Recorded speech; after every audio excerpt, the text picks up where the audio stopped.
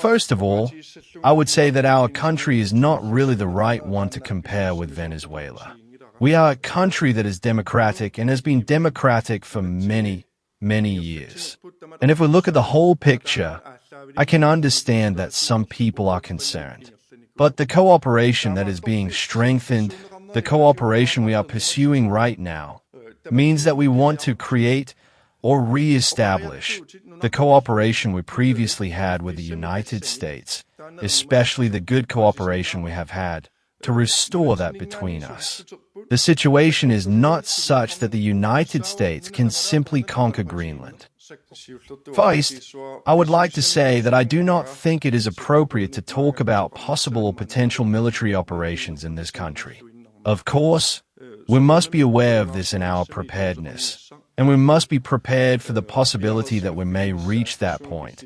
And we are in the process of clarifying these things from our side, and these are also things that are ongoing.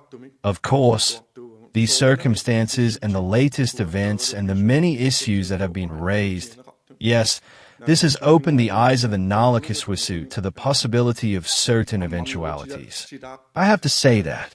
But I would also like to repeat that we are not in a situation where we think that there might be a takeover of the country overnight.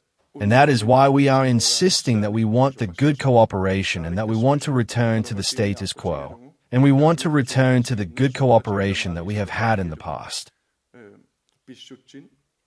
Firstly, I believe that the American president should be taken seriously when he says that he wants Greenland. But I also want to make it clear that if the United States chooses to attack another NATO country militarily, then everything stops. That is, including our NATO and thus the security that has been provided since the end of the Second World War. But is there a small part of you that thinks that everything could well end with this president? I do everything I can for the opposite.